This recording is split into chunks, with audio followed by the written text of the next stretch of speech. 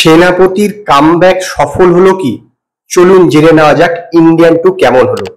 যদি একটি শব্দে আমাকে এই মুভি রিভিউ করতে বলা হয় তাহলে আমি বলবো অত্যন্ত খারাপ। যদিও দুটো শব্দ হয়ে গেল, তার কারণ সত্যিকারের মুভিটা কিন্তু আমার খুবই খারাপ লেগেছে। যেটা এক্সপেকটেশন ছিল সেইটা কিন্তু কোনোভাবেই শাঙ্কার পূরণ করতে ব্যর্থ হয়েছে।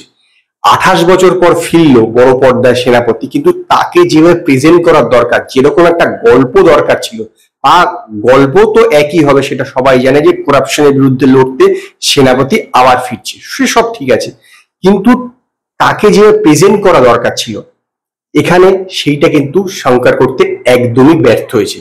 সিবিআই এর সঙ্গে যখন ক্যাট অ্যান্ড মাউস রেস বলতে পারেন, যে লুকোচুরির ব্যাপারটা, সেটাকে ঠিক করে জমাতে পারেনি। মানে কি বলতো, সমস্ত কিছু অনেক জায়গাতে না আতখ্যাচড়া লাগবে, আপনাদের এনগেজিং লাগবে না তো দূরের কথা, এনগেজিং তো লাগবেই না, প্লাস আতখ্যাচড়া লাগবে, মনে হয় যেন কি একটা হচ্ছে। এবং স্টোরির যে প্যাটার্নটা, স্টোরি টেলিং এর যে প্যাটার্নটা, সেটাও অনেকটা ওল্ড, পুরনো টাইপের মতো। স্ক্রিন প্লে খুবই খারাপ, অনেক জায়গাতে লম্বা করা হয়েছে। 3 ঘন্টা সিনেমা, মানে এখনকার দিনে 3 ঘন্টা সিনেমার মধ্যে সত্যি দম থাকা দরকার, কিন্তু এই সিনেমার মধ্যে কিন্তু একদম দম নেই।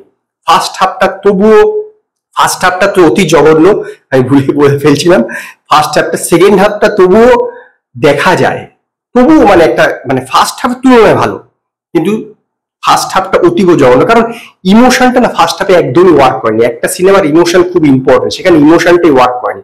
অ্যাক্টিং এর কথা বললে কামাল হাসান ঠিকঠাক অ্যাক্টিং করেছেন, কারণ তিনি ভালো অভিনেতা, অভিনয় ভালোই করেছেন, এবং সিদ্ধার্থের অভিনয় ভালো লেগেছে। বাকিদের অভিনয় আমার সেরকম একটা বিশেষ কোনো, আমার মধ্যে কোনো ইম্প্যাক্ট ক্রিয়েট করতে পারেনি, কারোর মধ্যে করতে পারে, কিন্তু আমার সেরকম মনে হয়নি। এছাড়া বিভিন্ন ছোটখাটো ক্যারেক্টার আছে, গুলশান গ্রোভার, তারপরে সঞ্জয় মিশ্রা, তাদেরকে সেরকম ইউজ করা হয়নি। এবং সেনাপতি যে বিভিন্ন লোকের সঙ্গে যে বদলা নিচ্ছে, সেই যে তাদেরকে যে মানে সেই যে বদলানোর পদ্ধতিটা, সেইটাতে একটা এনগেজিং হবে, একটা ইন্টারেস্টিং থাকবে, সেইটা কিন্তু একদমই নেই, একদমই ব্যাপারটা এখানে নেই। আর সেই জন্য জিনিসটা না প্রচন্ড বোরিং লাগতে থাকে। একটা সময়ের পর তো মনে হয় এস কি হচ্ছে, সব আপনি বুঝতেই পারবেন, জানতে পারবেন, এরকম একটা ব্যাপার। এবং সবকিছু অনেক জায়গাতে না খুব আটকাচ্ছে, ইজি মনে হয়েছে, খুব ইজি মনে হচ্ছে অনেক অনেক জায়গাতে। এটা খুব ভালো লাগে। যদিও অনিরুদ্ধ রবিচন্দ্রনের বিজিএমটা বেশ ভালো, নো ডাউট, থ্রিলিং সিনে এবং ইমোশনাল সিনে বেশ জায়গাতে বেশ ভালোই লাগে। প্রোডাকশন ভালো, নো ডাউট ভালো, ভিএফএক্স ভালো, এডিটিং ভালো, সিনেমাটোগ্রাফি ভালো। এই জিনিসগুলো বলতে পারেন যে সিনেমাটাকে একটু গ্রহণযোগ্য করেছে দেখবার মতো।